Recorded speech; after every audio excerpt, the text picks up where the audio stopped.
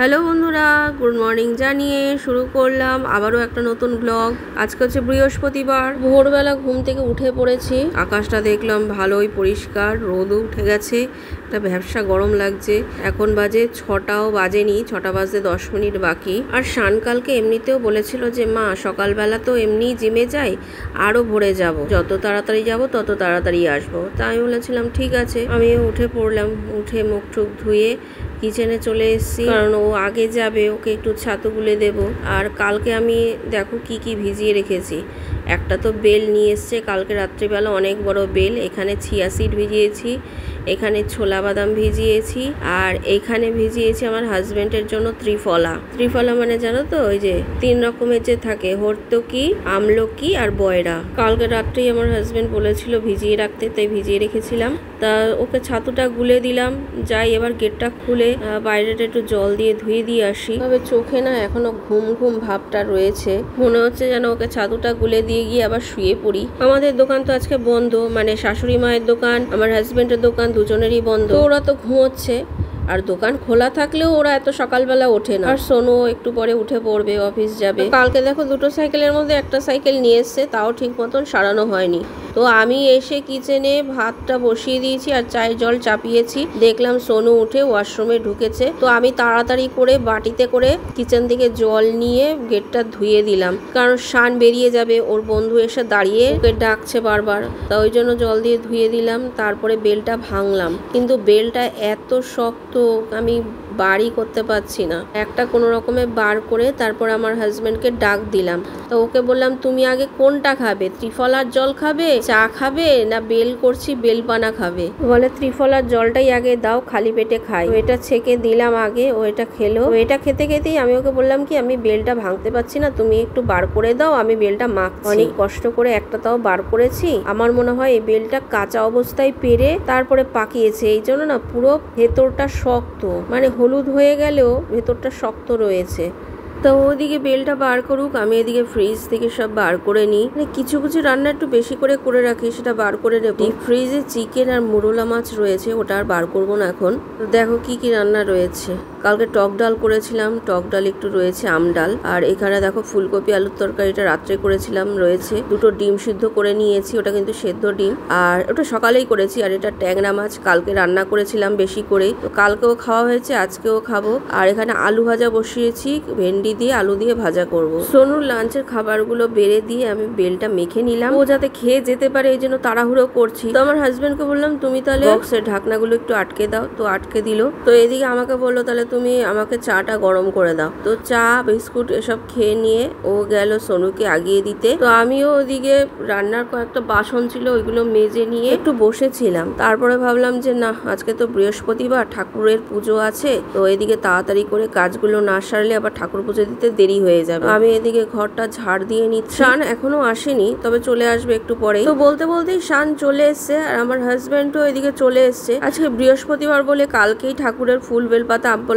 সবকিছু নিয়ে এসছে। ফলও কিছুটা রয়েছে, তবে আজকে দেখলাম আবার মিষ্টি আর তরমুজ নিয়ে এসছে। তো ওরা আসার পরে আমি সবাইকে একে একে বেলপানাটা দিলাম। আমার হাজবেন্ড আবার মুড়ি দিয়ে খেলো, আমরা শুধুই খেয়েছি। এরপরে আমি পাম্পে জল তুলে নিয়ে ঘরটা মুছে নিচ্ছি। এখন আমার শাশুড়ি মা উঠেছেন, তা উনি উঠে ওদিকে জল বিস্কুট বেলপানা খাক, আমি এদিকে ঘরটা মুছে নিয়ে তারপরে একেবারে ঠাকুরের বাসনটা মেজে নেব। আর আমার হাজবেন্ড আর শান আবার গেল, একটা সাইকেল তো নিয়ে এসছে, আরেকটা সাইকেল নিয়ে আসছে। সোনু শান দুজনের সাইকেলই কিছুদিন আগে দিয়ে এসছিল, তা ওরা বললো যে ঠিক আছে করে রাখবো, তারপরে ফোন করলে নিয়ে যাবে। এদিকে সাইকেল নেই বলে প্রতিদিনই সকালবেলা উঠে আমার হাজবেন্ড যাচ্ছে সোনুর সঙ্গে দিয়ে আসতে। তো আমার হাজবেন্ড বলছে সকালবেলা ঘুম থেকে উঠে আমার দিয়ে আসতে যেতে ভাল লাগছে না। তো যেখানে সারাতে দিয়েছে সেখানে কালকে গিয়ে দেখে যে শানের সাইকেলটা শুধু ব্রেকটা ঠিক করেছে আর কিছুই সারায়নি।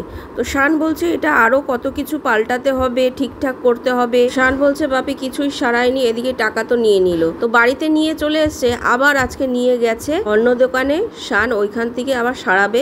সোনুর সাইকেলটা এখনো হাতই দেয়নি, ওই জন্য নিয়ে তো শান যেখানে আজকে সারাবে ওইখানেই দেবে। বলে কিছুই সারায়নি, এদিকে টাকা নিয়ে নিয়েছে, তুমি অন্য দোকানে দাও, তার থেকে ভালো সারাই করবে। ওর বাবা বলে দেখ আজকাল কাক কাকে বিশ্বাস করব? বিশ্বাস করে দিয়েছিলাম, বললো সারাই করে রাখবে, এদিকে সেরকম কিছুই সারায়নি, টাকা নিয়ে নিল বেশি। ওই জন্য আজকে দাঁড়িয়ে থেকে শান ওর সাইকেলটা সারাই করে নিয়ে চলে এসছে, আর আমি এদিকে ঘরটা মুছে নিয়ে ঠাকুরের বাসনটা মেজে নিলাম। তো শান ওর সাইকেলটা নিয়ে এসে পরিষ্কার করে ধুচ্ছে, আর সোনুর সাইকেলটা দিয়ে এসছে। ওর বাবা ওইখান থেকে আবার চলে গেল গাড়ি সারাই করতে, বললো যে গাড়িটাও একটু সার্ভিসিং করতে হবে। তো আজকে দোকান বন্ধ আছে যখন, তাহলে সারাই করে নিয়ে আসি। একেবারে অনেক কিছু প্রবলেম হচ্ছে, আর যেখানে সার্ভিসিং এ দিত সেখানের লোকরাও ঠিক মতন সার্ভিসিং করতো না, এদিকে টাকা নিয়ে নিত। তো ও আজকে দাঁড়িয়ে থেকে অন্য জায়গার থেকে গাড়ির সবকিছু ঠিকঠাক করে নিয়ে আসবে। শান আজকে আবার যেখান থেকে ঠিক করে নিয়ে এসছে, ওইখানে কিন্তু যেরকম সারাই করেছে সেরকম ন্যায্য দামও নিয়েছে। তো দাঁড়িয়ে থেকে করিয়ে নিয়ে এসছে বলে সবকিছু ঠিকঠাক করেও নিয়ে এসছে, আর দামটাও ন্যায্য নিয়েছে। ওই জন্য আমার হাজবেন্ড আজকে গাড়ি সার্ভিসিং এ দিয়েছে, ও বলে আমি তাহলে দাঁড়িয়ে থেকে এখান থেকে করে নিয়ে যাব। মানুষকে বিশ্বাস করে সবকিছু দিয়ে চলে আসি, মানুষ যে মানুষকে এইভাবে কেন ঠকায় বুঝতেই পারি না। যা বলে সেই টাকাই দেয়, অথচ কিছুই সারায় না। ভাবে যে না, ও কাজ করেছে, যেরকম ওর কাজের মূল্যটাও দিয়ে দিই। কিন্তু মানুষ তো সেই বিশ্বাসের মর্যাদা রাখতে পারে না। মানে অসৎ মানুষ অসৎভাবে কাজ করেই টাকা নেয়, তাই বলে কি সৎ মানুষ নেই? সৎ মানুষও আছে। এই যে আজকে যেখান থেকে সারাই করে নিয়ে এসছে, উনি যেরকম কাজ করেছে তার ন্যায্য মূল্যটাই নিয়েছে। তবে এই পৃথিবীতে কে সৎ আর কে অসৎ সেটাই চেনা বড় দায়। তো যাই হোক, এদিকে বলতে বলতে আমি জামা কাপড় কেচে মেলে দিয়ে এসে ঠাকুরের জায়গাটা মুছে নিয়ে লক্ষ্মীবারে লক্ষ্মী পাঁচালি পরে পুজো করে নিলাম। তো আমার হাজবেন্ড এখনো আসেনি, এখন 1:30 বেজে গেছে। ও আসলে তারপরে স্নান করবে, তারপরে খাবে। তো ওকে আমি ফোন করলাম যে কখন আসবে, বললো একটু দেরি হবে, তোমরা তাহলে খেয়ে নাও। তা আমি বললাম যে আজকে একটা দিন ছুটি থাকে, সবাই মিলে একসঙ্গে বসে খাবো। ও বলছে আমার দেরি হবে। আসলে ও জানতো না যে ওর এতটা দেরি হবে। বললো এখনো 8 ঘন্টা থেকে 1.5 ঘন্টা লাগবে টাইম। এত দূরে যখন এসেছি তখন বারবার তো যাওয়া আসা যায় না, আমি একেবারে সারাই করে নিয়েই যাব। আমি বললাম তাহলে তোমার একটু যদি কিছু খিদে টিদে পায় বা জল টল তো তুমি নিয়ে যাওনি, তুমি ওইখানে তাহলে কিনে খেয়ে নিও। তো আমাদের খাবার বাড়লাম। তো আমি শান খেলাম, আমার শাশুড়ি মা খেলো না, বললো আমি তো সকালবেলা বেলপানা খাওয়ার পরে আবার ভাত খেয়েছি, ও আসুক তারপরে খাবো। আমরা তো শুধু বেলপানা খেয়েছিলাম, ওর জন্য খিদেও পেয়ে গেছিল। তো আমরা খেয়ে নিলাম। তারপরে 2:45-র দিকে এসে স্নান করে খাওয়া দাওয়া করলো, তারপরে একটু বিশ্রাম করে সন্ধ্যাবেলার দিকে শানের পড়া আছে বলে ও আবার একটু সিঙ্গারা নিয়ে আসলো। তা আমি বললাম আমি কিন্তু সিঙ্গারা খাবো না, তো ওই জন্য আবার একটু ফুচকাও কিনে নিয়ে এসছে। এদিকে দেখলাম সোনুও চলে এসছে। তো সন্ধ্যেবেলা ওইগুলো সব খেয়ে আমার শাশুড়ি মা চলে গেল বড় ননদের বাড়িতে ঘুরতে, শান টিউশন গেল, আর আমার হাজবেন্ড তার বন্ধুর বাড়িতে গেল। তা এদিকে কতটা ভাতও রয়ে গেছিল, ওই ভাতটাকে আমি ফ্রিজে ঢুকিয়ে দিলাম, আর ফ্রিজ থেকে চিকেনটা বার করে নিলাম, কারণ শান বলছিল রাত্রিবেলা তাহলে একটুখানি বিরিয়ানি বানাও। আমি প্রথমে ভেবেছিলাম যে না, বিরিয়ানিটা আমি রবিবার দিন বানাবো, সোনুর ছুটি আছে, দুপুরবেলা বাড়িতে বসে শান্তিতে খেতে পারবে। তো শান বলছে না তুমি বানাও, রবিবারেরটা রবিবার দেখা যাবে। আর সোনুও শুনে বলছে হ্যাঁ হ্যাঁ বানাও বানাও। আমার হাজবেন্ডও বলছে তাহলে করো। তা সবারই যখন মতামত আছে ওই জন্য বার করলাম চিকেনটা। আমি বললাম এই গরমে বিরিয়ানি খাবি? সকাল থেকে ঘুম থেকে উঠে এত হেলদি জিনিস খেলি, আর সন্ধ্যেবেলার থেকে পুরো সেই হেলদি 12টা বেজে গেল। যাই হোক, তো চিকেনটা নুন আর পাতিলেবুর রস দিয়ে একটু মাখিয়ে নিলাম। এদিকে পেঁয়াজ, আদা, রসুন, কাঁচা লঙ্কা, টমেটো সবকিছু কেটে কুটে নিয়েছি, আর এদিকে ডিম আলু সেদ্ধ করে নিয়েছি, ভাতটা বসিয়ে দিয়েছি। ডিম আলুটা সেদ্ধ করে ভেজে নিলাম, তারপরে পেঁয়াজটা ভালো করে ভেজে নিয়ে মশলাটাও পেস্ট করে নিয়েছি।